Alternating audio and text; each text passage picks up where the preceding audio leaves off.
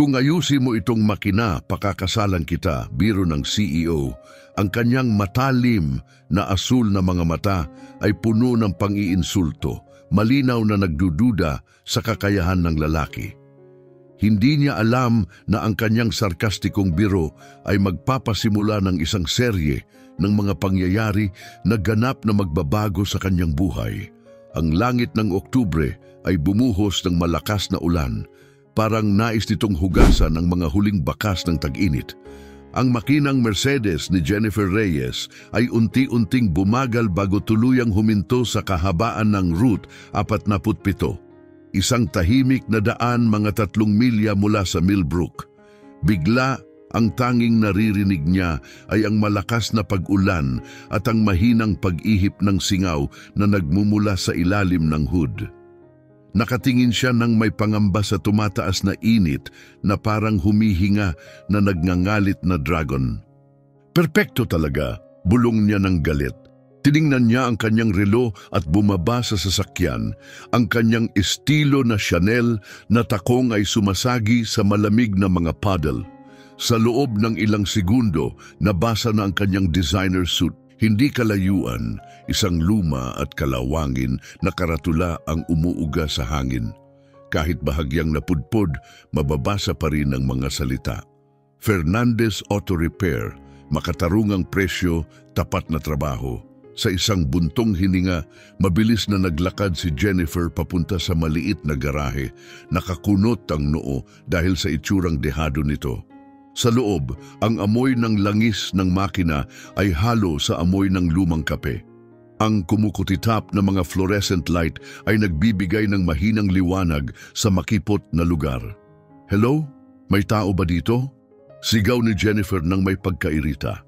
Dahan-dahang lumabas ang isang lalaki mula sa ilalim ng lumang asul na pickup truck. Pinupunasan ang grasa sa kanyang coveralls na dati malinis. Nang tumayo siya, ang kanyang mga mata ay mabait pero kitang-kita ang pagod. Siya si Mariano Fernandez, 32 taong gulang, may malapad na balikat at mukha na matatag ngunit banayad. Ang maikling kulot na buhok niya ay nakapalibot sa malapad na noo at malalim na mga mata na tila nagtataglay ng mga kwento ng bagyo at pakikibaka sa buhay. "Problema po ba sa kotse, ma'am?" tanong ni Mariano nang mahinahon at magiliw ang tinig. Mahigpit na ipinagkrus ni Jennifer ang mga braso, nanginginig ang katawan sa lamig at masama ang loob. "Bigla lang itong huminto," sagot niya ng may pag-aalala.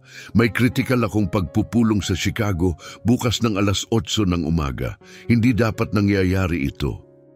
Tumango si Mariano, naisip ang sitwasyon at kinuha ang kanyang mga gamit bago lumabas sa ulan. Sa loob ng ilang segundo, binuksan niya ang hood at mabilis na nagsimulang ayusin habang ang kanyang shirt ay basa na dahil sa ulan. Paligid ni Jennifer ay nananabik, pinipindot ang kanyang telepono habang hinihintay. Tumibok ng malakas ang puso niya habang pinapanood siyang kumilos ng may tahimik na kumpiyansa. Makalipas ang ilang minuto, marahang isinara ni Mariano ang hood at tumingin kay Jennifer nang may pag-aalala. Sira ang cooling system, basag ang radiator at sira na rin ang water pump.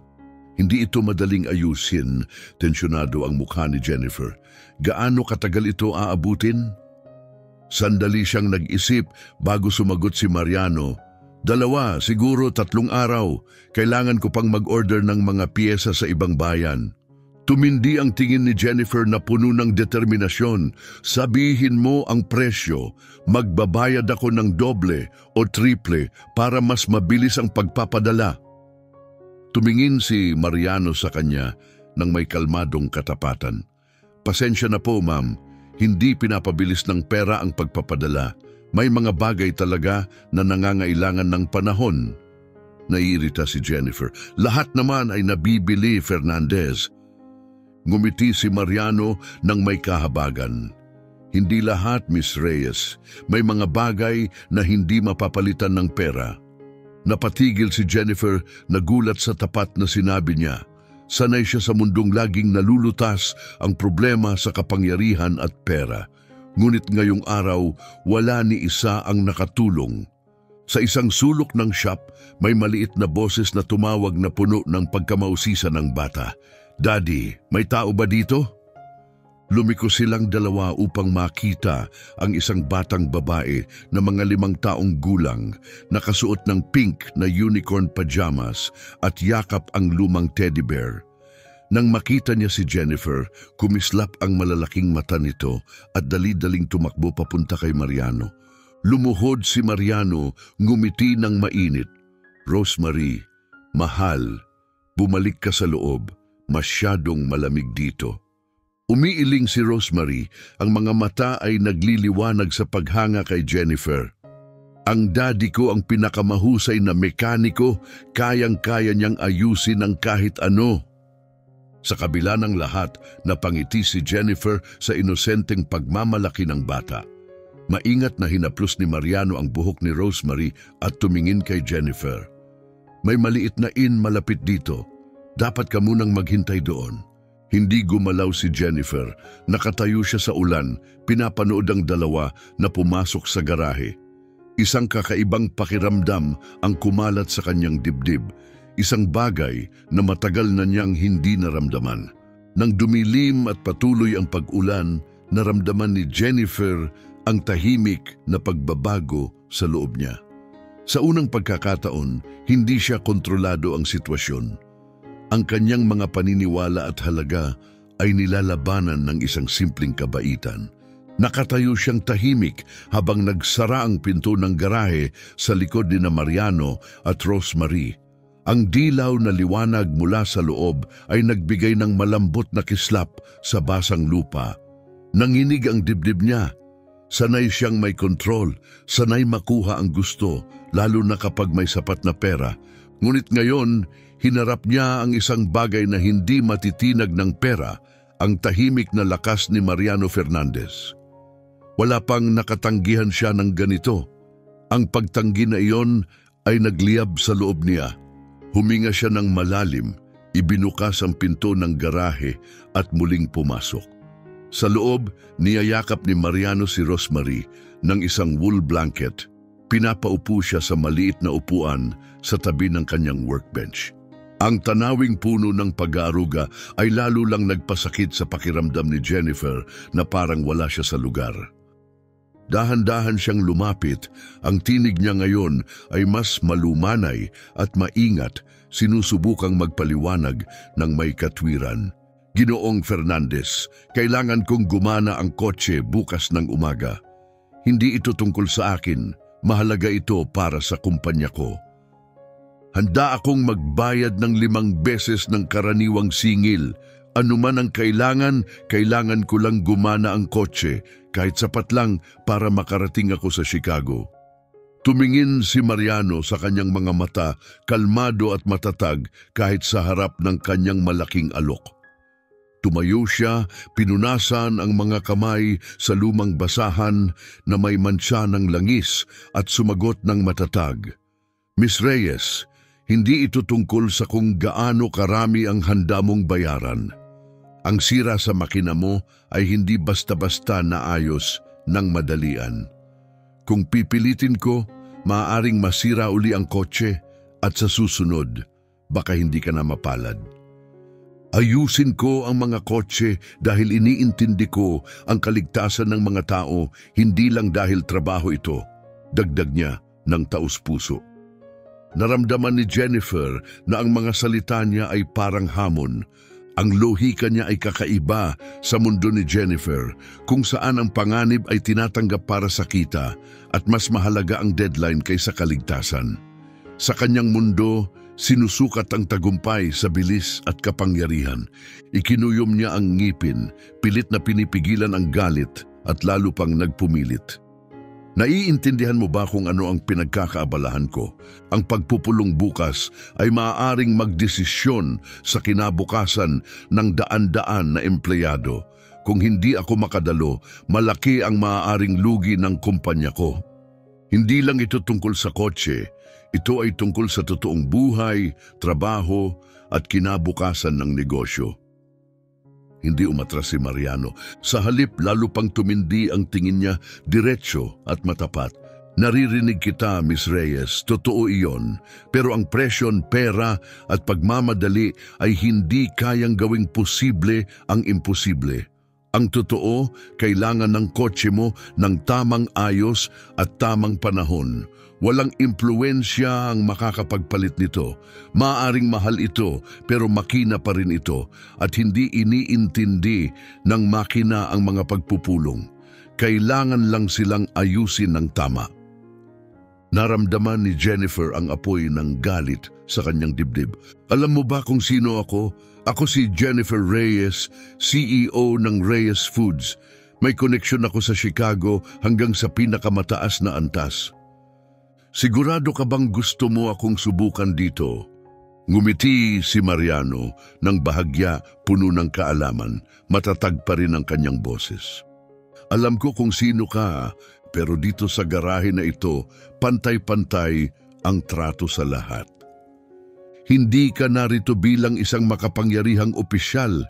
Isa kang tao lang na nasiraan ng kotse at hindi ako nandito para maapi, nandito ako para ayusin ng tama. Niyuko ni Jennifer ang mga kamay niya na naging kamao. Ang halo ng kawalan ng kapangyarihan at pagkabigo ay sobra. Hindi pa siya kailaman ganito nilabanan ng isang tao na wala namang mawawala. Biglang naputol ang tensyon nang may isang maliit na tinig na marahang tumunog mula sa isang sulok. Daddy, bakit po siya galit? Matutulungan mo po ba siya? Lumiko si Mariano sa kanyang anak at marahang hinaplos ang kulot nitong buhok. Puno ng kabaitan at tahimik na pagmamahal ang kanyang mga mata. Tinutulungan ko, anak, mahinang sabi niya. Pero hindi lahat ng tao pareho ang pagkakita sa tulong. Ang isang pangungusap na iyon ang tumama kay Jennifer parang alon ng malamig na tubig.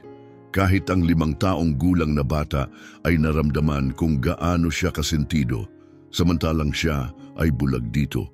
Bigla nakita niya ang sarili niya mula sa labas at hindi niya nagustuhan ang kanyang nakita. Tahimik ang garahe. Sa labas, patuloy ang malakas na pag-ulan na parang sumasabay sa bagyong nararamdaman sa loob niya. Dahan-dahang umatras si Jennifer, nagkatinginan silang dalawa ni Mariano. May nagbago sa kanyang tingin, may pag-aalinlangan at bakas ng pagsuko.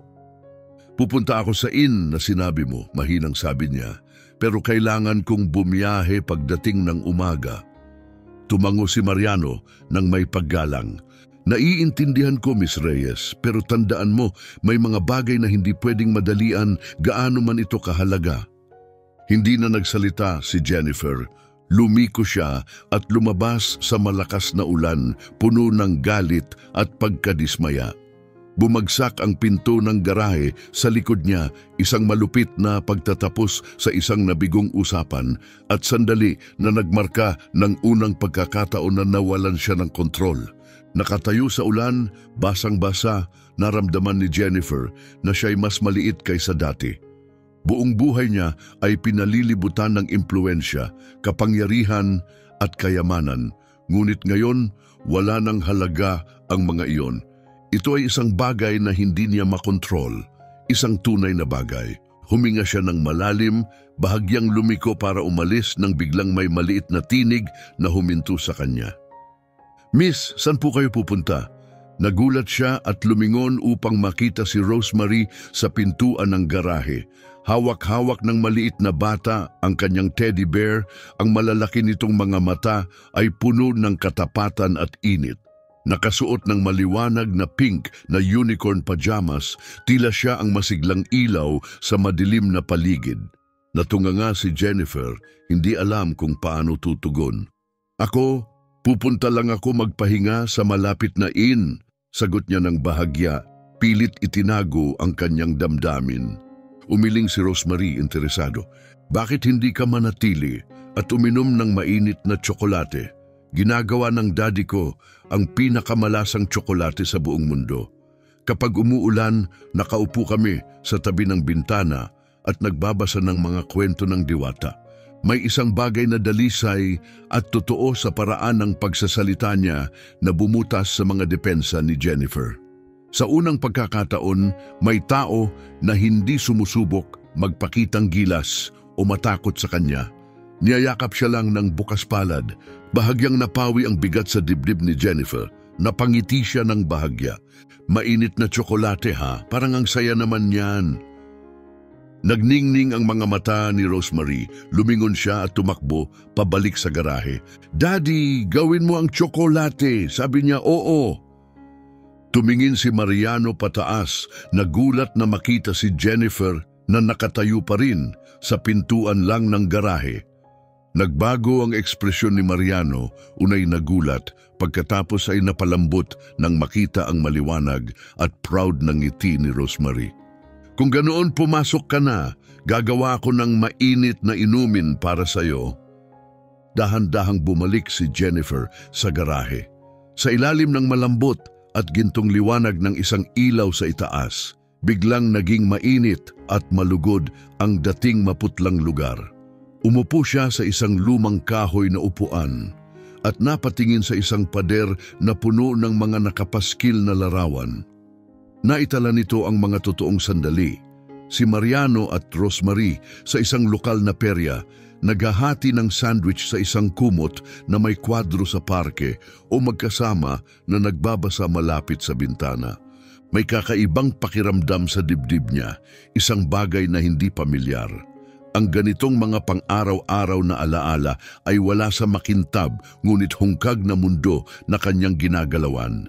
Narito na, masiglang anunsyo ni Rosemary, maingat na iniabot kay Jennifer ang isang mainit na tasa. Ang tsokolate ay may topping na maliliit na marshmallow na inayos na parang mga talulot. Naramdaman ni Jennifer ang init na sumiklab sa loob niya, hindi lang mula sa inumin, kundi dahil sa lambing ng pag-aalok. "Salamat, Rosemary. Ang ganda nito," mahinang sabi ni Jennifer. Niyakap ni Rosemary ang upuan sa tabi niya, kumikislap ang mga mata habang nagsasalita. "Ang daddy ko, ang pinakamagaling sa lahat. Nag-aayos siya ng mga kotse, nagsasabi ng mga kahangahangang kwento, kumakanta ng mga lullaby at inaayos pa ang mga laruan ko kapag nasira." Tumingin si Jennifer sa tapat ng malinis at nagliliwanag na mga mata ng bata. Ramdam niya ang malalim na pagmamahal at respeto ni Rosemary para sa kanyang ama. At bigla niyang naunawaan, ang pinakamahalagang bagay sa buhay ay hindi mabibili.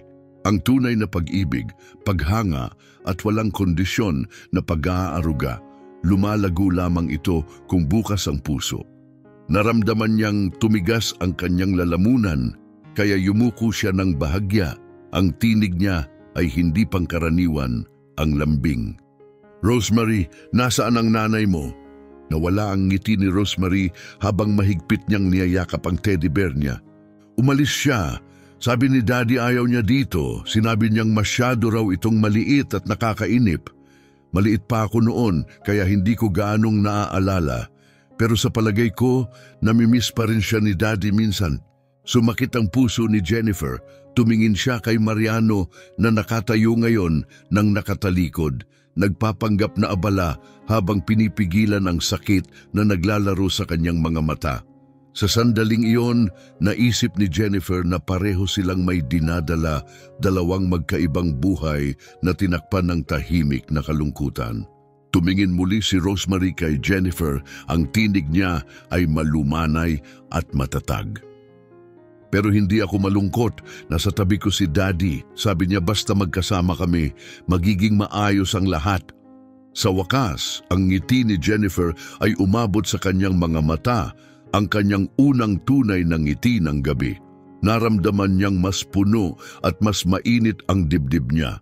Isang bagyong gabi ang nagdala sa kanya dito, ngunit sa halip na solusyon sa problema ng kotse, nakatagpo siya ng isang bagay na hindi niya inaasahan, isang aral tungkol sa pag-ibig, pagpapakumbaba at katotohanan. Tahimik siyang umupo, nakatitig sa usok na pumupungos mula sa tasa ng tsokolate. Ang init mula sa tasa ay tila pinalalayo ang lamig at stress na dala niya buong araw. Sa kabilang dako ng silid, nakayuko si Rosemary sa maliit na upuan malapit sa bintana.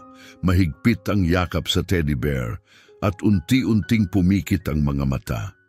Marahang ipinahid ni Mariano ang isang malambot at medyo luma na kumot sa kanyang balikat. Ang kanyang mukha ay puno ng lambing habang pinagmamasdan ang anak, ang sentro ng kanyang mundo. Sa unang pagkakataon, nakita ni Jennifer ang isang bagay sa simpleng garahe na hindi niya nakita sa kanyang penthouse o opisina. Tunay at taus-pusong pagmamahal ng pamilya. Lumapit si Mariano, may hawak na tasa ng kape. Inilagay niya ito sa harap niya at umupo sa upuang katapat niya. Matagal silang nagkatahimik na para bang pinipili niya ang mga tamang salita. "Hindi ko sinasadya na palalain ang sitwasyon mo kanina, Miss Reyes," sabi niya. "Pero naniniwala talaga ako na mahalaga ang tamang paraan ng paggawa ng mga bagay, mapaayos ng kotse man o pamumuhay." Uminom si Jennifer ng kaunti ng kape. Ang mayamang init at bahagyang pait ay nagpatibay sa kanyang damdamin. Umiling siya ng bahagya. "Hindi," tapat niyang sagot. "Ako ang nagkamali, nag-overreact ako. Sanay lang talaga akong palaging nakukuha ang gusto ko." Ngumiti si Mariano ng mahinahon, may bahagyang pag-unawa sa kanyang mga mata. "Isipin mo bilang CEO, siguro masyadong mabilis ang takbo ng buhay mo. Hindi mo na nabibigyang pansin ang maliliit na bagay." Uminik si Jennifer, ang tingin ay nakatuon sa ulan na tumatakip sa bintana ng garahe. Ang kanyang karaniwang kumpiyansa ay tila nawawala na ipapakita ang isang bagay na marupok sa ilalim. "Alam mo," mahinang bulong niya, "hindi ko inakala na makarating ako sa isang maliit na garahe, iinom ng mainit na tsokolate at magkakaroon ng tunay na usapan. Nakakatuwa, pero sa isang paraan, nakakagaan." Tumango si Mariano, ang mga mata ay malalim. "Minsan, dinadala tayo ng buhay sa mga lugar na hindi natin inaasahan. Dati rin akong may ibang buhay, pero nagbago ang lahat ng magdamag. Kailangan kong maging matatag, hindi lang para sa sarili ko, para kay Rosemary." Mas malalim na tiningnan ni Jennifer si Mariano. Sa unang pagkakataon, hindi lang isang mekaniko ang nakikita niya, kundi isang lalaki na may dalang bigat ng puso at responsibilidad ng may tahimik na dangal. "Ano ang nangyari sa asawa mo?" Mahinang tanong niya, maingat na huwag sirain ang lumalaking pagtitiwala sa pagitan nila. Tumingin si Mariano sa kanyang kape. Ang boses ay mababa pero malinaw. "Linda ang pangalan niya. Kami ay high school sweethearts. Pagkatapos ipanganak si Rosemary, nagsimulang maramdaman ni Linda na para siyang nakakulong sa maliit na bayan. Malaki ang kanyang mga pangarap, gusto niya ng higit pa kaysa dito.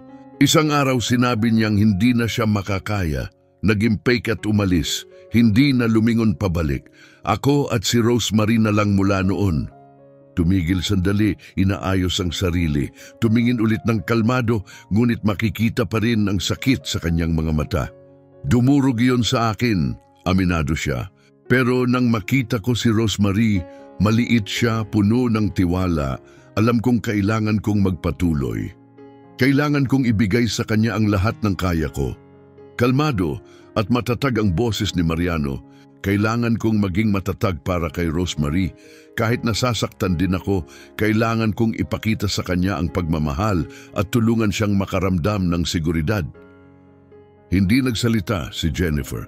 Tahimik siyang naupo na antig sa lalim ng katapatan sa kanyang mga salita. Sa sandaling iyon, hindi na niya siya nakita bilang simpleng mekaniko. Siya ay isang tapat na ama, isang lalaking hinarap ang sakit ng puso at piniling magpatuloy para sa isang taong umaasa sa kanya. Nagpatuloy siya sa pagsasalita, halos parang iniisip lamang ng malakas.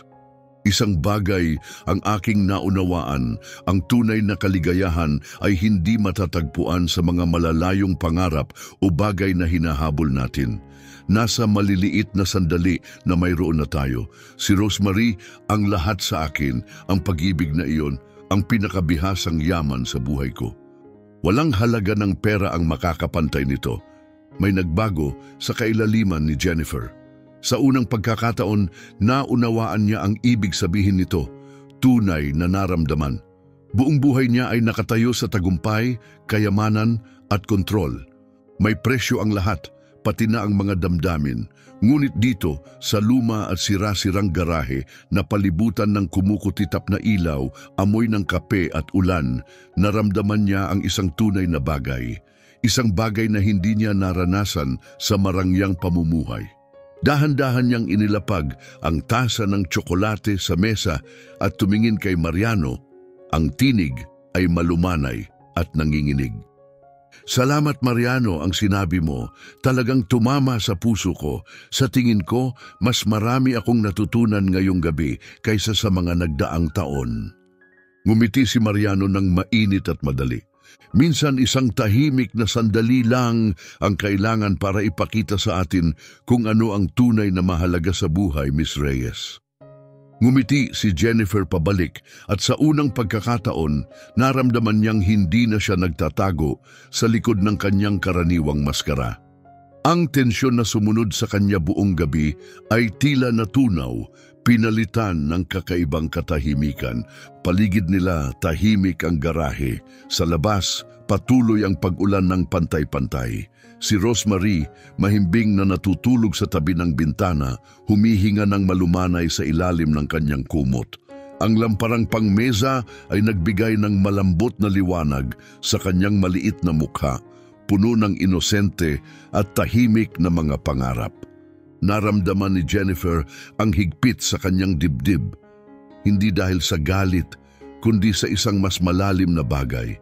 Isang kalungkutan na hindi niya lubos maipaliwanag.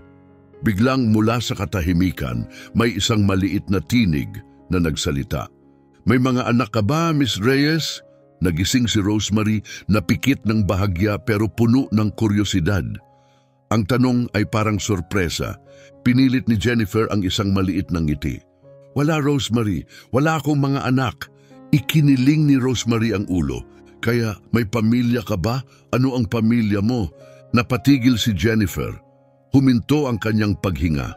Binuksan niya ang bibig para sumagot, pero walang lumabas sa una. Nagsimulang magsalita si Mariano marahil upang dahan-dahang paalalahanan si Rosemary na huwag masyadong makialam, pero itinaas ni Jennifer ang kamay, tila sinasabi na ayos lang iyon. Tumingin siya sa malalawak at tapat na mga mata ni Rosemary. At sa unang pagkakataon, hindi niya maiwasang harapin ang katotohanan. Lahat ay may pamilya, malumanay niyang sinabi. Pero ang pamilya ko, iba ito sa alam mo. Ninaungot si Rosemary ng bahagya, nag-aalala. Bakit? Hindi ba ang pamilya ay mga taong nagmamahalan? Ang payak at inosenteng tanong na iyon ay tumagos sa lahat ng mga balakid na itinayo ni Jennifer sa paligid niya.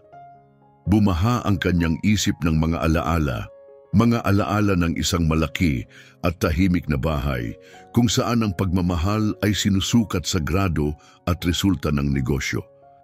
Naalala niya ang pag-upo ng mag-isa sa mahahabang, marangyang hapunan na walang nagsasalita. Naalala niya ang pagiging di nakikita sa isang tahanan na puno ng mamahaling kasangkapan at tahimik na mga pasilyo. Lumaki ako sa isang malaking bahay, sinimulan niya. Ang tinig ay puno ng emosyon. Pero palaging tahimik, palaging nagtatrabaho ang mga magulang ko, palaging abala, halos hindi nila ako kinakausap. Marami akong laruan at libro, pero palaging mag-isa. Lumawak ang mga mata ni Rosemary. Hindi ba nila sinasabi sa iyo ang mga kwento o dinala ka sa parke? Umiling si Jennifer, pinipigil ang mga luha. Hindi, Rosemary. Akala nila nakaka-distract iyon. Gusto nilang mag-aral ako ng mabuti, lumaki ng mabilis at magtagumpay. Tahimik na pinanood ni Mariano, tila nauunawaan din niya ang pakiramdam ng pagiging nag-iisa. Masakit ilabas ang mga alaala pero nakakapagpawala rin ng bigat. Hindi pa niya ito nasabi kahit kanino noon, kahit sa mga malalapit sa kanya. Ngunit ngayon, sa harap ng mekaniko at ng kanyang anak, sinabi niya ang kanyang katotohanan sa unang pagkakataon. Inakala ko kapag naging matagumpay ako, kapag kumita ako ng marami, magiging proud sila sa akin. Baka mahalin pa ako ng higit. Pero nang makamit ko ang lahat ng iyon, naramdaman ko pa rin ang kawalan. May malalawak at mahabaging mga mata si Rosemary nang marahan niyang inilagay ang maliit niyang kamay sa kamay ni Jennifer. Sa tingin ko, malungkot ka kasi walang nagmahal sa iyo ng tunay kung sino ka talaga. Sabi ni Daddy, ang pagmamahal ay kapag may nananatili sa iyo kahit ano paman. Siguro, kailangan mo lang ng taong tunay na nagmamalasakit. Tinitigan ni Jennifer ang maliit na kamay na nakahawak sa kanya. Ang maliit na kilos na iyon ay mas mainit kaysa anumang naramdaman niya sa mga nagdaang taon. At ang payak na mga salita mula sa 5 taong gulang, ang pinakatapat na aliw na natanggap niya kailanman. Siguro tama ka, bumulong siya. Matagal ko nang inisip na hindi ko kailangan ng iba, pero siguro nagkamali ako. Nagsalita na si Mariano, ang boses ay mahinahon at puno ng kabaitan. Kahit gaano tayo kalakas, lahat tayo ay nangangailangan ng iba. Mas maganda ang buhay kapag may kasama tayong humarap sa mabuti at masama. Siguro ngayon na ang panahon para buksan ang puso mo, Miss Reyes. Tumingin si Jennifer sa kanya, kumislap ang kanyang mga mata sa damdamin at pasasalamat. Sa tahimik na sandaling iyon, hindi na siya ang imposibleng CEO. Hindi na ang babaeng may lahat ngunit walang nararamdaman. Isa na siyang tao, sa wakas ay nakita, sa wakas ay naunawaan. Hindi na siya ang CEO sa likod ng makintab na mga salamin na pader. Isa na lamang siyang babae, isang taong tahimik na naghahangad ng uri ng pagmamahal at tunay na pag-aaruga na hindi niya kailanman naranasan. May malalim na hapdi sa kanyang dibdib, ang uri ng sakit na dumarating kapag ang katotohanan ay tuluyang tinanggap. Ang pagkikita nila ni Mariano at Rosemary sa isang bagyong gabi ay hindi basta pagkakataon lamang. Ito ang pagbabagong hindi niya namamalayan na matagal na niyang hinihintay ng kanyang kaluluwa. Ang sandali na unti-unting bumagsak ang kanyang maskara at ang puso niya ay lumingon sa unahan. Oo, siya ay nag-iisa. At oo, may kailangan talagang magbago. Ang katahimikan sa garahe ay yumakap sa kanya na parang malambot na kumot, nakakaaliw, ngunit puno ng mga bagong tuklas. Nasa gitna siya ng mga pag-iisip na hindi niya kailanman pinangahas na harapin hanggang ngayon. May bahagyang pakiramdam ng hiya na sumulpot. Binuksan niya ang kanyang puso sa mga taong halos hindi niya kilala. Ilang oras lang ang nakalipas. Ngunit nang tumingin siya sa mga tapat na mata ni Mariano at nakita ang liwanag sa walang alinlangan ng ngiti ni Rosemary, nawala ang pagkahiya. Nawala ang distansya sa pagitan nila. Sa labas, humupa na ang ulan at naging banayad na patak sa bubong, parang isang lulabay. Tumingin si Mariano sa kanyang relo at ngumiti ng mahinahon. Siguro nagugutom ka na, may maliit na kainan malapit dito. Hindi ito magarbo, pero mainit ang lugar at masarap ang pagkain. Nag-atubili si Jennifer, ngunit nang makita niya ang umaasang mukha ni Rosemary, tumango siya. Oo, gusto ko iyon. Nagalak si Rosemary, tumakbo upang kunin ang kanyang maliit na Amerikana. Magugustuhan mo ang margaritas, Miss Jennifer. Sila ang may pinakamalasang apple pie. Ngumiti ng mahina si Jennifer. Ang ideya ng isang simpleng hapunan sa isang tahimik na bayan, isang bagay na hindi niya kailanman naisip, ay biglang naging tila eksaktong kailangan niya. Pinangunahan ni Mariano ang daan kasabay si Rosemary na masiglang tumatalon. Naglakad sila sa tahimik na kalye, ang mga tubig sa mga paddle ay kumikinang sa banayad na ilaw ng mga poste. Ang bayan ng Millbrook ay tila payapa, kakaiba sa walang tigil na ingay at malamig na presyur ng Chicago. Di naglaon, narating nila ang Margaritas, isang maliit na puting bahay na naging kainan, may mga kahon ng bulaklak at kahoy na bakod. Parang isang alaala mula sa pagkabata. Sa loob, ang liwanag mula sa mga mainit na ilaw ay nagbigay ng kaaya-ayang atmosfera. May mga kahoy na mesa, mga tablecloth na may kwadro at amoy ng sariwang tinapay ang sumalubong sa kanila. "Hello Mariano, hello Rosemary," sumalubong ang masiglang boses. Isang mabait na babae sa likod ng counter ang ngumiti ng mainit. "At sino itong bagong kaibigan?" Ngumiti si Mariano pabalik. "Ito si Miss Jennifer Reyes. Nasiraan siya ng kotse. Mananatili siya dito ngayong gabi." Tumingin si Margarita kay Jennifer nang may mainit na pagtanggap. "Maligayang pagdating sa Millbrook, mahal ko. Sana magustuhan mo ang aming pagkain at ang aming samahan." Hindi tulad ng mga malamig at formal na hapunan na sanay si Jennifer kung saan mga tao ay nagtago sa likod ng mga pekeng ngiti at mamahaling kubyertos. Ang lugar na ito ay totoo at walang pinipilit. Umupo silang lahat sa maliit na mesa. Umorder sina Mariano at Rosemary ng kanilang mga paborito, grilled cheese sandwiches, maiinit na sabaw na kamatis, at syempre, apple pie. Nagatubili lang si Jennifer saglit bago umorder ng pareho. Kumain sila ng magkasama sa ilalim ng malambot na ilaw at nakinig si Jennifer habang masiglang kinukuwento ni Rosemary ang tungkol sa eskwela, mga kaibigan, at hapon sa lawa kasama ang kanyang tatay. Bawat kwento ay tila maliit na bintana sa isang buhay na hindi naranasan ni Jennifer. Ngunit matagal na niyang kailangan. Naalala niya ang kanyang mga eleganteng hapunan sa lungsod, mga nakareserbang bisita, sobrang mahal na pagkain na halos hindi niya kinakain at mga walang laman na usapan. Ngunit dito, hawak ang payak na grilled cheese, naramdaman niya ang kasiyahan na matagal niyang hindi naramdaman. Tumingin si Mariano sa kanya, ang boses ay puno ng pag-iisip. "Iba talaga ang buhay sa lungsod, ano?" Tumango si Jennifer nang mabagal, may kaunting pait sa tinig. "Oo, puno ang araw ko ng mga pagpupulong, walang tigil na mga desisyon. Laging may inaasahan mula sa akin. Hindi ko maalala ang huling beses na nakaramdam ako ng kalayaan." Tumingin si Mariano sa kanya nang may tahimik na pag-unawa. Minsan, kailangan nating lumayo mula sa buhay na nakasanayan natin. Kahit isang araw lang, doon natin nakikita ang tunay na mahalaga. Ang kanyang mga salita ay bumalot sa kanya tulad ng katahimikan pagkatapos ng bagyo.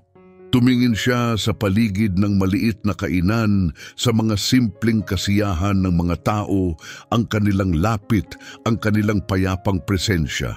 Hindi sila mayaman o makapangyarihan, ngunit mayroon silang mas mahalaga, sila ay tunay.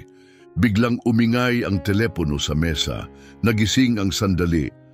Ang screen ay nagliwanag ng sunod-sunod na mga mensahe mula sa kanyang assistant, mga paalala, tanong, babala tungkol sa mahalagang pagpupulong bukas. Ngunit hindi ito niyakap ni Jennifer, hindi sa pagkakataong ito. Sa halip, ngumiti siya ng malumanay at tumingin kina Mariano at Rosemary. "Sa tingin ko, mananatili muna ako dito ng kaunti pa ngayong gabi. Siguro, ito ang hinahanap ko talaga." Palakpakan si Rosemary ng may saya. Ang tingin ni Mariano ay puno ng init at tahimik na pagpayag. Sa maliit na kainan sa bayan, napalilibutan ng mga karaniwang tao at simpleng aliw, si Jennifer Reyes, ang CEO na palaging kontrolado, sa wakas ay pinakawalan ang kanyang mga pasanin. Pinili niya ang kapayapaan, pinili niya ang kasalukuyan. Ngunit sa pagsisimula ng katahimikan, kumatok ng malakas ang kampanilya sa pintuan ng kainan. Nangat-ngat ang katawan ni Jennifer. Pumasok ang isang matangkad na lalaki, suot ang makintab na itim na suit na tila hindi nababagay sa lugar na ito.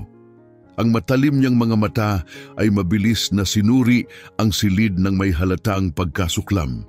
Nang makita siya ang kanyang ngiti ay naging malupit. Siya si Richard Ortega, Vice-Presidente ng Reyes Foods. Walang awa, ambisyoso at ang kanyang pinakamapanganib na karibal. Well, anong sorpresa ito, sabi niya, nilalakad ng diretso sa kanilang mesa. Ang dakilang Jennifer Reyes, nasasayang ang oras sa isang antok na lugar na ito. Hinila niya ang isang upuan at umupo nang hindi iniimbita. Ang tingin niya kay Mariano at Rosemary ay puno ng paghamak. At ito ang mga bagong kasama mo, no? Winiwisik ni Richard. Ang tono ay puno ng pang-iinsulto. Kahanga-hanga, isang malaking pagbaba ng antas Jennifer, nakikisama sa mga tao sa maliit na bayan. Sa ilalim ng mesa, kumurot ang kamao ni Jennifer. Bumaba ang tinig niya sa malamig at matalim na tono. Richard, anong ginagawa mo dito? Hindi ko yata inanyayahan ka. Hindi nagpa-apekto si Richard, niyuko lang ng walang pakialam. Nandito ako para paalalahanan ka sa mga tungkulin mo. Nawalan ka ng mahalagang board meeting kaninang umaga sa Chicago at ang balita na na-stuck ka dito kumakalat na. Tinututulan ng board ang pamumuno mo. Nagdududa sila kung kaya mo pa ba. Huminga ng malalim si Jennifer, pilit kinokontrol ang damdamin. Aasikasuhin ko iyon. Hindi mo kailangan malaman kung nasaan ako. Lumapit si Richard, ang boses ay mababa at banta. Oo, concern ko yan, kasi kung hindi ka babalik at aayusin ang gulo na ginawa mo, mawawala ang titulo mo. Nauubos na ang pasensya ng board at baka panahon na para ipasa mo ang posisyon sa mas karapat-dapat. Tumingin siya kay Mariano, ang mga matay puno ng paghamak. Isang taong hindi nagsasayang ng oras sa pag-inom ng tsokolate kasama ang mga walang kwenta. Hindi sumagot si Mariano, ngunit nakita ni Jennifer ang pagtigas ng kanyang panga. Nilapitan niya si Rosemary nang marahang yumakap sa kanya ang bata, natatakot sa galit ni Richard. Dumating ang apoy sa puso ni Jennifer, isang galit na dalisay, walang lugar para sa takot. Dahan-dahan siyang tumayo, ang mga matay matalim na bakal, at tinanaw si Richard nang hindi kumukurap. Linawin ko, ako ang nagpagawa ng posisyon ko bawat pulgada nito. Hindi dahil sa pananakot o manipulasyon. At kung sino ang kasama ko ay hindi sukatan ng aking kakayahan. Hindi mo muling bababaan si Mariano o sinuman. Naiintindihan mo ba? Natahimik si Richard, nagulat sa tapang niya. Tumawa ng malakas, pilit bawiin ang kontrol. Ipinagtatanggol mo ang isang mekaniko? Hindi ko inakalang kaya mo yan, Jennifer. Nagtalas ang tinig niya, mas mabuting tao ang mekaniko kaysa sa tulad mo. Mabait siya, tapat at mapagmahal. Mga bagay na hindi mo mauunawaan. Hindi ako tatayo at titignan kang nanunulsol sa mga taong may dangal. Napaitim ang mukha ni Richard. Tumayo ng bigla, ang upuan ay sumigaw sa likod niya. Sige, binitiwan niya. Tandaan mo ito, Jennifer. Pagsisisihan mo ito. Kapag nawala lahat, huwag kang lalapit sa akin na umiiyak. At nagmadaling lumabas, pinasabog ang pinto sa likod niya. Ang hangin sa kainan ay napuno ng tensyon. Umunat si Jennifer pabalik sa kanyang upuan, tumitibok ang puso. Sa unang beses sa buhay niya, tumayo siya sa pagitan ng kalupitan at kabutihan at pinili niyang ipaglaban ang tama. Inabot ni Mariano ang kanyang balikat ng may banayad na haplos.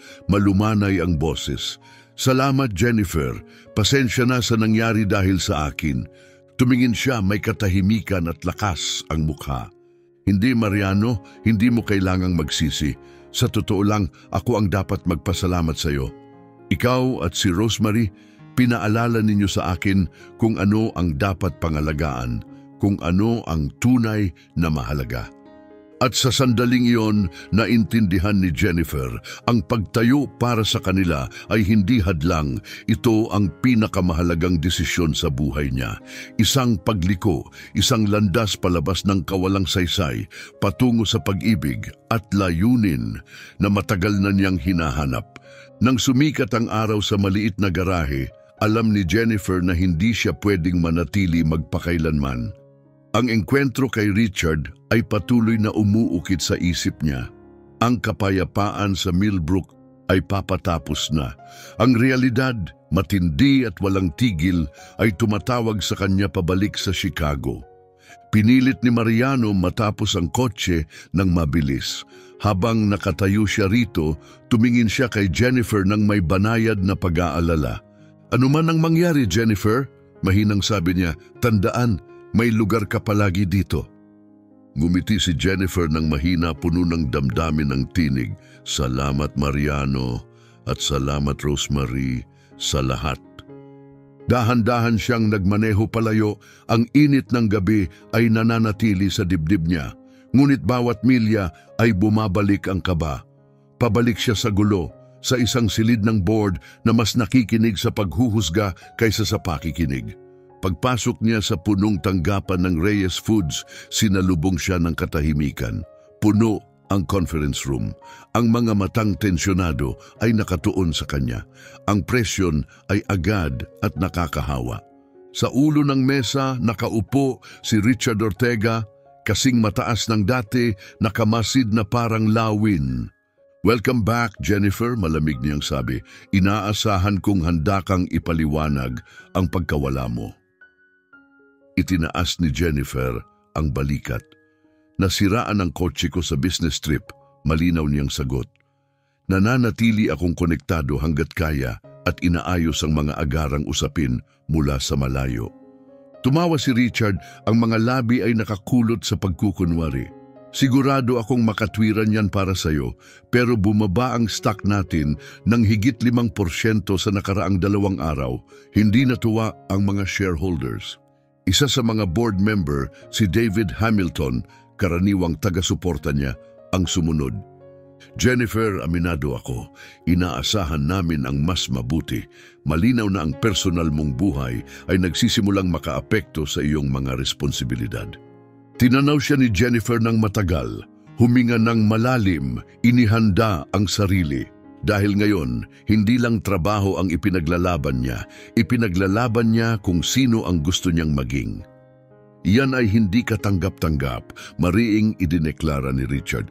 Bawat salita'y parang hampas na tumama ng malakas.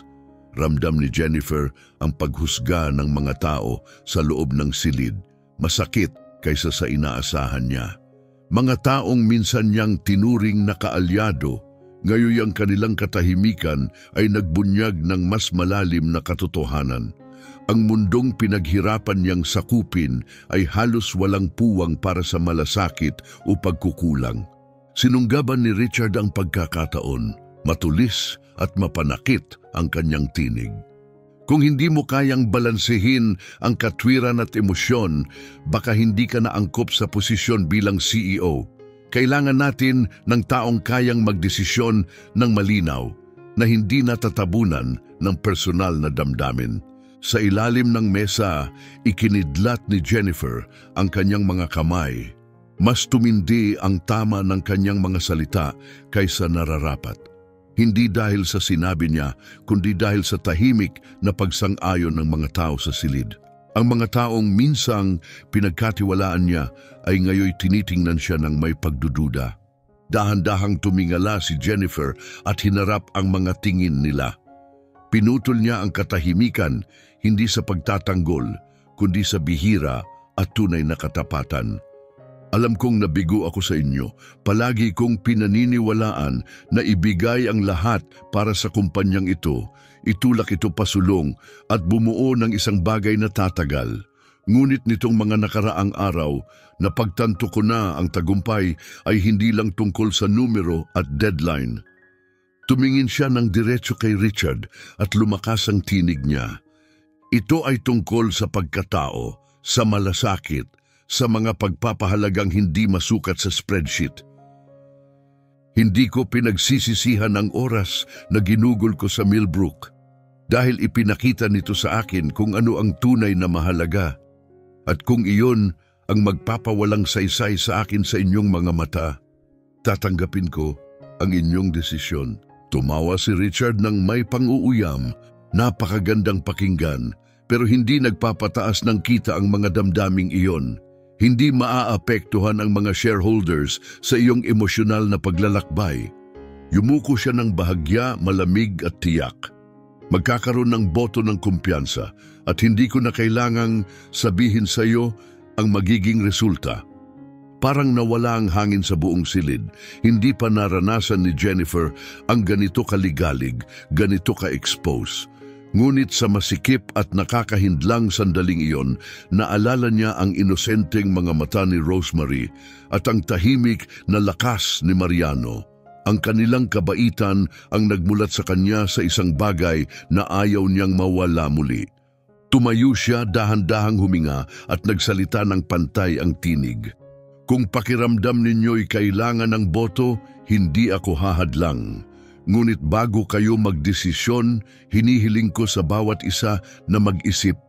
Talagang mag-isip kung anong uri ng pamana ang ating nililikha rito. Kung itatayo natin ang tagumpay kapalit ng pagkawalang malasakit, ano ba talaga ang ating nakamit? Sa mga huling salitang iyon, lumiko si Jennifer at lumabas. Iniwan ang mabigat at mapanuring katahimikan. Sa labas ng boardroom, naramdaman niya ang malamig na simoy sa kanyang balat, hindi dahil sa temperatura, kundi dahil sa pag-unawa na maaaring lahat ng pinaniniwalaan niya ay isang kasinungalingan, katayuan, kapangyarihan, ang habol sa kasakdalan. Sulit ba ang pagkakahiwalay, ang pressure at ang malalim na kalungkutan? Ngunit may nagbago sa loob niya ngayon. Hindi na niya hahanapin ang mga walang laman na tagumpay. Hindi na siya kikilos na takot sa kung sino na siya. Makaraan ng ilang sandali, muling pumasok siya sa boardroom. Ngayon ay may layunin. Tumunog ang kanyang tinig, pumutok sa tensyon. May panukala ako para sa board. Tumingin si Richard ng may aliw. Isa na namang talumpati, Jennifer. Sa tingin ko, sapat na yon. Ngunit hindi siya pinansin ni Jennifer at mahinahong nilapitan ang ulo ng mesa. Mahigpit niyang inilagay ang mga kamay sa ibabaw nito at hinarap ang bawat miyembro ng board isa-isa. Alam kong nababahala kayo sa kita, imahe sa publiko at kasiyahan ng mga shareholders. Pero hayaan ninyong magtanong ng ibang bagay. Ano ba talaga ang ating sinusubukang itayo rito? Isang negosyo na kinukuha ang bawat sentimo mula sa bawat kwarter o isang kumpanya na may paninindigan na iginagalang ang kanyang mga tao, mga komunidad at ang epekto nito sa mundo. Natahimik ang silid, makapal ang hangin sa hindi sinasabi. Nagpatuloy siya kalmado ngunit puno ng damdamin. Sa Millbrook, nakita ko ang isang bagay na nakakalimutan na natin. Integridad, malasakit. Ang uri ng responsibilidad na bumubuo ng tiwala at katapatan. Hindi lang mula sa mga customer, kundi mula sa mga tao. Hindi ito kahinaan. Ito ay kalakasan. Pinapalakas tayo nito. Ginagawa tayong tao. Tumawa si Richard ng may pangiinsulto. Iwasan mo ang mga kwento, Jennifer. Hindi ito kwento pambata. Negosyo ito at hindi tayo charity. Hinarap siya ni Jennifer ng diretso. Hindi ako nagsasalaysay ng mga kwento pambata. Sinasabi ko ang katotohanan at ang katotohanan nagbabago ang mundo. Higit kailanman nais ng mga tao ang mga kumpanyang nagmamalasakit. Hindi lang sa kita kundi sa mga tao, planeta at kinabukasan. Kung baliwalain natin yon, hindi lang natin mawawala ang mga pagpapahalaga, mabubura rin ang ating kabuluhan. Lumapit si Richard, hamon ang tinig. Ano ang panukala mo? Isasara natin ang mga pabrika, itatapon ang pera sa mga maliit na bayan at maghihintay ng magandang katapusan. Hindi siya natahimik. Hindi, sinasabi ko mag-invest tayo muli.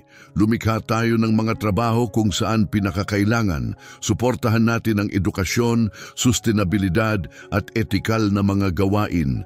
Hindi ito gastos, ito ay pamumuhunan sa ating kinabukasan. Biglang tumayo si Richard, galit na galit. Sinasira mo ang lahat ng pinaninindigan ng kumpanyang ito. Wala kang pakundangan, Jennifer. Hindi ako mananahimik habang nilalaro mo ang kinabukasan natin. Ngunit nanatili si Jennifer na nakatayo, matatag. Lumiko siya sa board, ang tinig ay matatag at determinado. Alam kong hindi madali ang panahong ito. Alam kong hinahamon nito ang lahat ng dati nating ginawa.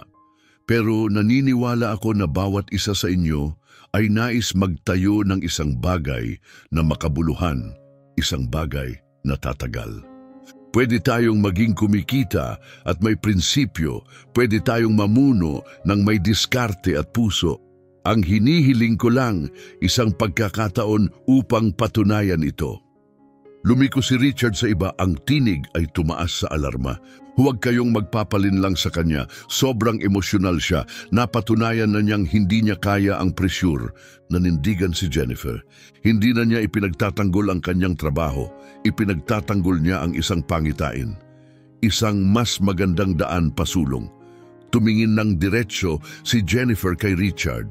Ang kanyang ekspresyon ay malamig, ngunit sa likod nito ay isang mas malalim na kalungkutan, isang pagkadismaya sa kung ano na ang kanyang naging tao. Lumakad siya ng may tapang, ang tinig ay kalmado at matatag. Richard, hindi ka pinapatakbo ng pangitain, takot ang nagtutulak sa iyo. Takot na mawala ang kontrol, takot sa pagbabago. Hindi ako nandito para ipagtanggol ang aking kapangyarihan. Nandito ako para ipagtanggol ang mga pagpapahalagang dapat ipinaglalaban ng kumpanyang ito. Kung naniniwala ang board na hindi na ako angkop manguna, tatanggapin ko iyon. Pero alalahanin nating lahat, ito ay isang bihirang pagkakataon upang muling tukuyin kung anong klaseng kumpanya ang nais nating maging. Humupa ang katahimikan sa boardroom na parang isang alon. Nagtinginan ang mga miyembro, nag-aalinlangan, ang iba ay nagkakaroon ng salungatan, ang ilan ay halatang naantig. Nagbago ang takbo ng pagpupulong, hindi na ito isang usapan lang tungkol sa pamumuno. Isang laban ito ng dalawang magkasalungat na pangitain. Isa ay pinamumunuan ng kontrol at takot. Ang isa naman ay ng pagkatao at tapang. Humiga si Richard sa kanyang upuan, galit ngunit biglang tahimik.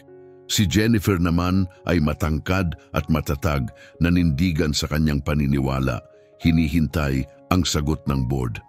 Lumipas ang mga sandali, mahaba, mabigat at puno ng hindi katiyakan. Huminga ng malalim si Jennifer, ang tinig ay pumunit sa katahimikan. Matagal ko na itong pinag-isipan, at napagtanto ko na ang pagkapit sa titulo, ang pakikipaglaban para dito, hindi na magbabago sa paniniwala ko ngayon. Kaya gumawa ako ng ibang pagpili. Isang pagpili na naniniwala akong maghahatid sa atin sa mas responsableng makahulugang hinaharap. Napangisi si Richard na may pang-aalipusta.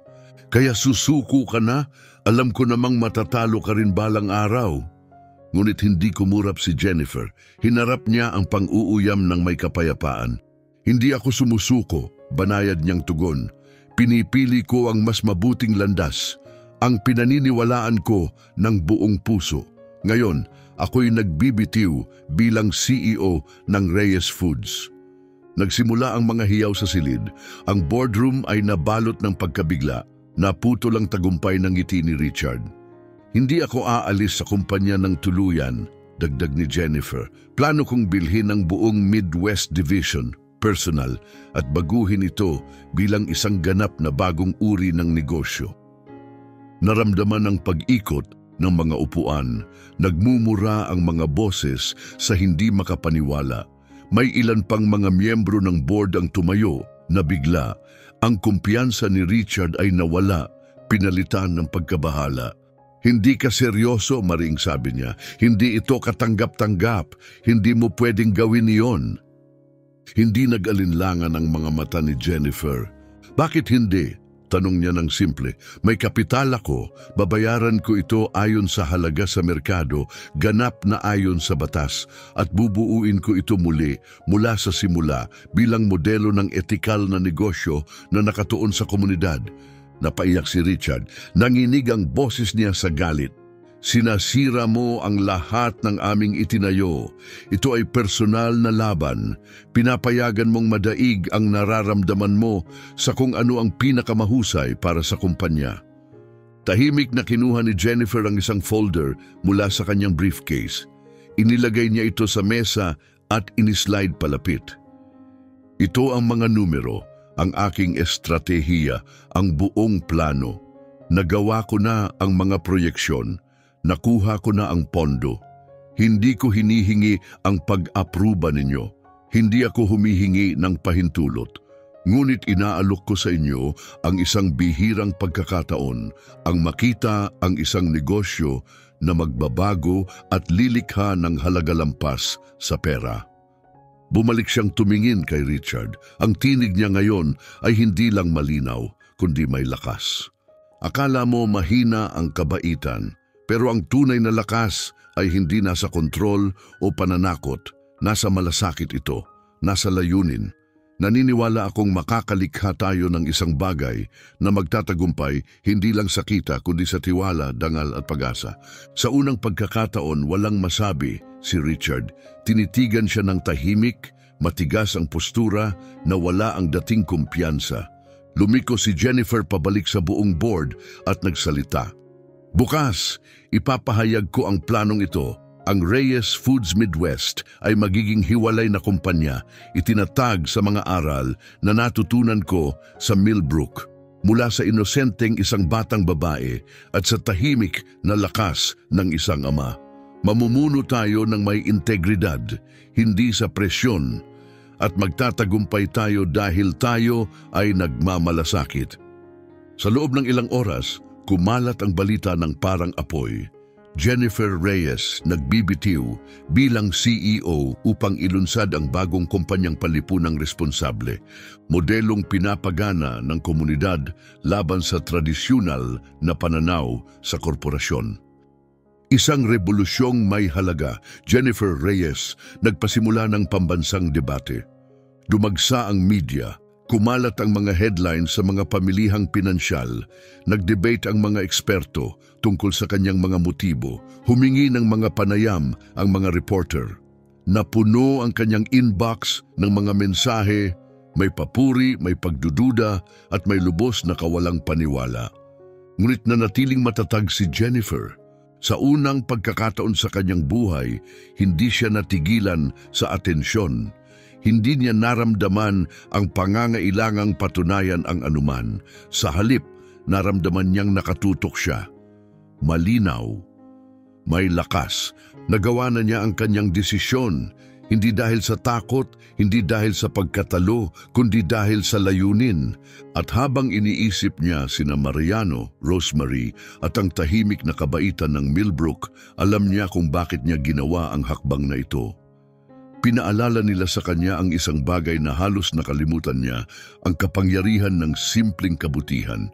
Hindi lang nito binago ang takbo ng kanyang buhay, naghatid ito ng alon sa buong mundo ng negosyo.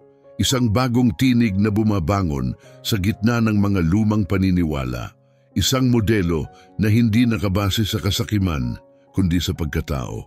Alam niyang may mga pagsubok na darating, alam niyang hindi lahat ay maiintindihan, ngunit sa pagkakataong ito, hindi na lalakad si Jennifer Reyes sa lumang landas. Nakita niya na ang tunay niyang landas at siya ay malaya ng sundan ito. Umalis si Jennifer mula sa Chicago ng hapon na iyon na may kakaibang halo ng gaan at pananabik sa dibdib. Habang palayo ang kanyang biyahe, lalo pang bumilis ang tibok ng kanyang puso, hindi dahil sa kaba, kundi sa isang mainit na pakiramdam, isang uri ng pananabik. Nang makita na niya ang ginintuang mga dahon ng Millbrook, naunawaan niya kung gaano kahalaga na ang maliit na bayan na ito sa kanya. Ang isang dating tila walang patutunguhang hintuan ay tumatawag sa kanya pabalik para siyang tahanan. Habang dahan-dahang dumadaan ang kotse sa pamilyar na daan na palibutan ng mga punong kumikinang sa kagandahan ng taglagas, napansin niya bigla ang dalawang pamilyar na tao sa unahan, sina Mariano at Rosemary. Napabigla siya at sa isang iglap na wala ang pagod, napalitan ng damdaming nagpapaligaya at nagpapasaya ng kanyang dibdib. Lumapit si Mariano nang may malawak at mainit ng ngiti. Maligayang pag-uwi, Jennifer. Tumakbo si Rosemary diretso sa kanyang mga bisig nang buksan niya ang pinto. Mahigpit na niyayakap siya ng maliit na mga braso. Miss Jennifer, miss na kita ng sobra. Sinabi ni Daddy na babalik ka. Alam ko na hindi mo ako makakalimutan. Kumuha si Jennifer ng posisyon na nakaluhod, niyakap ng mahigpit ang batang babae. Ang mga luha ay pumuno sa kanyang mga mata. Wala siyang masabi para sa pakiramdam ng yakap na puno ng dalisay na pagmamahal. Nang siya'y tumayo at tumingin kay Mariano, nakita niya ang parehong katapatan sa kanyang mga mata. Ang tahimik na pananampalataya na hindi kailanman umalis sa kanyang puso. Salamat Mariano, malambing niyang sinabi, nanginginig ang boses sa emosyon. Salamat sa paniniwala sa akin, sa paghihintay. Mahinaw ng boses ni Mariano, matatag, alam ko palagi na babalik ka at naniniwala kami sa itatayong kinabukasan mo dito. Bigla nang sumulpot mula sa likod nila ang mga tao. Mga nakangiting kapitbahay, pamilyar na mukha mula sa kainan, garahe at plaza ng bayan. Lahat sila ay dumating upang salubungin siya. May mga ilaw na nakabitin sa mga puno, ang mga makukulay na lobo ay sumasayaw sa hangin at isang banderang pinturang kamay ang nakaunat sa kalye. Maligayang pag-uwi, Jennifer. Natunganga si Jennifer, halos hindi makapagsalita habang dinadala siya ng init ng sandali. Lumapit si Ginang Margarita at marahang hinawakan ang kamay ni Jennifer. Miss Reyes, narinig naming babalik ka na. Hindi namin pwedeng palampasin ang pagkakataon na ipaalam sa'yo. Sobrang saya namin na nandito ka na muli. Nabuhay muli ang bayan dahil sa'yo. Nangingislap ang mga luha sa mga mata ni Jennifer. Dumalo siya sa mga gala at pagtanggap ng parangal, nag-host ng mga global event sa mga tore ng salamin. Pero wala ni isa ang naging ganito. Hindi ito tungkol sa pagkilala. Ito ay tungkol sa pagiging tunay na nakita. Lumapit si Ginoong Sanchez, isa sa mga matatandang tagabayan, na may ngiting pasensya at tinapik siya sa balikat. Binigyan mo ng bagong buhay ang lugar na ito, Jennifer. Naniniwala ka sa amin noong wala ng iba. Hindi namin ito malilimutan. Sa gitna ng lahat, lumapit si Mariano ng mas malapit at mahinahong sinabi, alam kong hindi madali, pero nais kong tandaan mo, hindi ka na nag-iisa. Nandito kami para sa'yo, palagi. Tumingin si Jennifer sa kanyang mga mata at naramdaman ang pagbabago sa loob. Isang malalim, mahinahong init na noon ay para sa kanya ay imposible. Ngumiti siya at mahinahong sinabi, matagal bago ko naunawaan kung ano ang tunay na mahalaga. Pero dito, kasama kayo, kasama si Rosemary at ang komunidad na ito ang hinahanap ko. Ito ang tahanan. Sumiksik si Rosemary sa pagitan nila, mahigpit na hawak ang mga kamay nila. Miss Jennifer, mananatili ka ba dito magpakailanman? Gusto kitang maging bahagi ng aming pamilya. Tumingin si Jennifer pababa, ang puso niya ay sumabog ng damdamin. Oo, Rosemary, mananatili ako rito, palagi. Sa ilalim ng kumikislap na mga ilaw at tawanan sa hangin, sa wakas naramdaman ni Jennifer ang hinahanap niya buong buhay niya, isang tahanan, isang pamilya, hindi ang ipinanganak niya, kundi ang pinili niya. Simple lang ang mga pagdiriwang ng gabing iyon, musika, tawanan, mga kwentong pinagsaluhan, at pagkain na gawa sa bahay. Pero nagdala ito ng kagalakang higit pa sa anumang naranasan niya. Sa Millbrook, natagpuan ni Jennifer ang kapayapaan. Sa mga tao nito, natagpuan niya ang kanyang kinalalagyan. Habang lumilipas ang mga linggo at buwan, ang pagpili ni Jennifer na bumalik ay naging pinakabagong desisyon na nagbago ng kanyang buhay. Naging bahagi siya ng bayan na parang lagi na siyang naroon. Sa ilalim ng kanyang pamumuno, umusbong ang Reyes Midwest bilang isang tanglaw ng etikal na pag-unlad. Patunay na ang kabaitan at kita ay pwedeng magkasabay. Muling nag-invest siya sa mga lokal na negosyo, tinulungan ang muling pagbangon ng mga luma at nangangailangan na pabrika at lumikha ng mga bagong trabaho at programa para sa pagsasanay ng susunod na henerasyon. Ang dating pinabayaan ay ngayon ay sumisiklab, may kulay, kumpiyansa at layunin. At sa lahat ng ito, si Mariano ay palaging nasa tabi niya, hindi lang bilang kasosyo sa trabaho, kundi bilang matatag na pinanggagalingan ng lakas at pagmamahal. Lalong tumibay ang kanilang samahan sa bawat pagsisikap, bawat desisyon na magkatuwang nilang ginawa. Si Rosemary, na puno ng sigla at imahinasyon, ay naging permanenteng bahagi ng mundo ni Jennifer.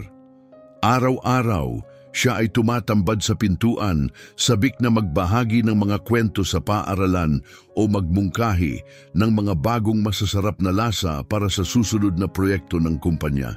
Hindi lang siya nakaramdam ng katuparan, nabuhay siya.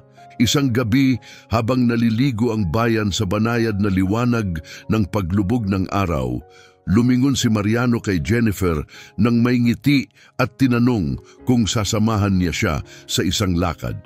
May isang bagay sa kanyang tinig, kalmado, mainit at bahagyang kinakabahan, na nagsabi sa kanya na maaaring baguhin muli ng lakad na ito ang lahat. Huminto si Jennifer nang saglit, nagulat pero ngumiti at pumayag. Magkasama silang naglakad ni Mariano sa ilalim ng mga punong naglalagas. Ang daan ay tinakpan ng mga dahong kulay amber. Dinala siya ni Mariano sa isang tahimik na tabing lawa na hindi niya dati napansin. Ang nakita niya ay nagpabigat ng kanyang hininga. Daan-daang maliliit na ilaw na parang mga bituin ang nakasabit, naglalabas ng gintong kislap sa buong lugar. Ang tanawin ay nagliliwanag ng mahiwagang kagandahan. Marahang hinawakan ni Mariano ang kanyang mga kamay. Ang tingin ay puno ng lambing at damdamin. Tumibok ang puso ni Jennifer. May nagsabi sa kanya na babaguhin nito ang lahat.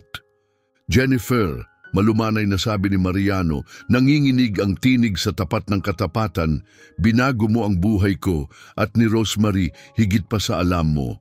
Akala ko aabutin ko lang ang araw ko na inaalagaan si Rosemary at nag-aayos ng mga kotse sa garahe ko. Pero dumating ka at dinala mo ang liwanag, pag-asa at kinabukasang hindi ko akalaing posible. Nagningning ang mga mata ni Jennifer sa luha. Kumindat ang puso niya habang niyayakap siya ng kanyang mga salita na parang mainit na yakap. Mahal kita, Jennifer, nagpapatuloy siya, mas matatag na ang boses, buong puso ko. Hindi lang dahil sa ginawa mo para sa Millbrook, kundi dahil sa kung sino ka, tunay, matapang at mabait.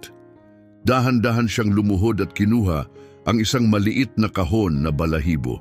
Sa loob, isang masilang singsing ang kumikislap sa ilalim ng ilaw, simbolo ng isang tunay at pangmatagalang bagay. Pakakasalan mo ba ako? Maging ina ni Rosemary at buuin natin ang buhay natin bilang pamilya? Sa isang saglit, tila tumigil ang oras. Pinigilang pumikit ni Jennifer ang mga luha at tumingin sa paligid. Mula sa mga anino, sumilip ang mga tagabayan, nanonood na may tahimik na tuwa. Nakatayo si Rosemary sa gilid ng liwanag, malalawak ang mga mata at ngumiti ng todo. Miss Jennifer, oo na, sigaw niya, puno ng excitement ang tinig. Gusto kita kasama namin ni Daddy, magpakailanman.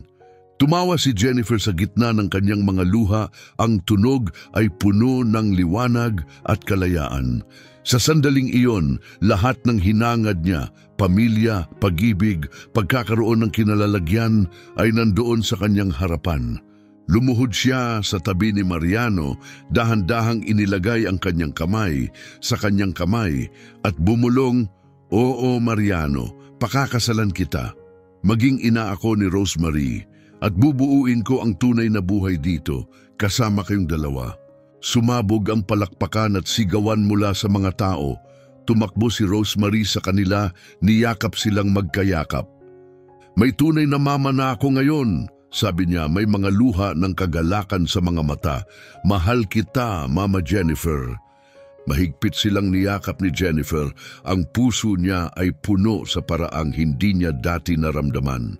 Ang kumpanya niya ay umuunlad. Oo, pero ang nagdudulot ng pinakamalalim na pagmamalaki ay ang mga ngiting mukha sa bayan na ito. Ang bagong buhay na umuusbong mula sa komunidad, malasakit at pag-ibig. Habang lumulubog ang araw at kumikislap ang mga ilaw sa itaas nila, tumingin si Jennifer sa hinaharap, hindi na may takot, kundi may pag-asa. Hindi na siya nag-iisa sa pagharap sa buhay. Kasama sina Mariano at Rosemary, handa na siyang harapin ang kahit ano. Isang taon ang lumipas na dumaan tulad ng ihip ng hangin sa Millbrook, banayad, pero may pangmatagalang epekto. Umusbong ang bayan sa mga paraang hindi inasahan ng kahit sino. Ngunit ang pinakamatinding pagbabago ay nangyari sa mga puso ng mga naninirahan dito, lalo na kina Jennifer, Mariano at ni Rosemary. Sa umagang iyon, ang mainit at gintong pagsikat ng araw ay dumampi sa bawat bubong at dahon, nagbigay ng payapang liwanag sa buong bayan. Ang maliit na simbahan ng Millbrook ay pinalamutian ng malambot na puting mga bulaklak, larawan ng banal na kasimplihan at kagandahan. Sa loob, puno ng mga bisita ang mga upuan, may mga ngiting nagliliwanag at kagalakang inaabangan. Ngayon ang araw na matagal nang hinihintay ng lahat. Nakatayo si Jennifer sa harap ng salamin. Ang kanyang damit ay dumadaloy na parang ulap ng seda. Ang mga mata niya, kumikinang sa pag-ibig at kaunting kaba, ay sumasalamin sa isang taong nagbago. Tahimik na pumasok si Ginang Margarita, tinutulungan siyang ayusin ang belo. "O mahal," mahinahong sabi niya, "tunay kang nakasisilaw ngayon. Pero hindi lang ito dahil sa damit, dahil ito sa pagmamahal sa puso mo. Ipinagmamalaki ka ng buong Millbrook." Napunasan ni Jennifer ang mga luha habang niyayakap siya. "Salamat. Kayo ang pamilya ko ngayon. Hindi ako naging ganito pinalad." Nagsimula ang malambing na musika. Kumindat ang puso ni Jennifer sa bawat hakbang patungo sa altar. Nandun si Mariano, ang mga mata niya ay puno ng init, at sa tabi niya si Rosemary, kasing ganda palagi, may hawak na basket ng mga petals, nagliliwanag sa saya. Nang marating ni Jennifer sila, kinuha ni Mariano ang kanyang kamay at bumulong. "Sa wakas, matagal na kitang hinintay." Ngumiti siya pabalik. "Hinding-hindi ko naranasan ang tunay na kaligayahan hanggang sa makilala ko kayo ni Rosemary. Ngayon, handa na akong buuin ang ating kinabukasan, magkasama." Habang binibigkas ng ministro ang mga panata, napuno ng damdamin ng hangin. Lahat ng puso sa simbahan ay nakikinig, na antig sa kanilang mga salita. Nang isuksok ni Mariano ang singsing sa daliri ni Jennifer, ang kanilang mga mata ay nagningning sa luha. Pagkatapos, lumakad si Rosemary ng malapit.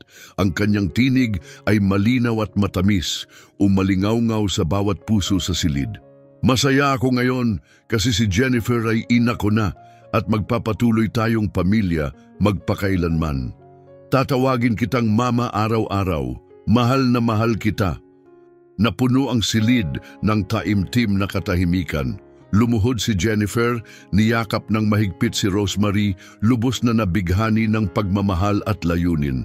Sa unang pagkakataon, naramdaman niyang kumpleto na siya, hindi bilang CEO, ngunit bilang ina. Napuno ang simbahan ng masigabong palakpakan. Dumagsa ang mga kapitbahay upang batiin sila. Kahit si Richard Ortega, dating matindi niyang kritiko, ay nagpadala ng liham noong hapon na iyon na nag-aalok ng kanyang paggalang at inaamin na ang paningin ni Jennifer ay nagbigay sa kanya ng pag-iisip, tungkol sa kanyang mga pagpapahalaga. Mamaya, sa ilalim ng malambot na ilaw ng plaza ng bayan, umalingaw-ngaw ang tawanan. Nagsayaw ang mga tao, kumain, nagkwentuhan, at ang pag-ibig ay dumaloy na parang simoy ng gabi. Yinakap ni Mariano si Jennifer, ang tinig niya ay mababa at puno ng damdamin. Alam mo, bumulong siya, binago mo ang buhay ko, binago mo rin ang kay Rosemary. At ang itinuro mo sa amin, ang itinuro mo sa akin, ay ang pag-ibig, ang tunay na mahalaga. Tumingin si Jennifer sa mga mata niya, ang kamay ay dumampi sa kanyang pisngi. Hindi, Mariano, ikaw ang nagturo sa akin kung ano ang tunay na kahulugan ng kaligayahan. Dahil sa iyo at kay Rosemary, hindi na ako muling nag-iisa. Nakatayo silang magkakasama, silang tatlo, habang unti-unting lulubog ang araw sa likod ng mga burol. At sa liwanag na iyon, ang pag-ibig ay nagniningning ng higit pa sa katayuan, higit pa sa takot, higit pa sa anumang pagkakahiwalay. Sa wakas, naunawa ni Jennifer, ang katuparan ay hindi nagmumula sa kapangyarihan.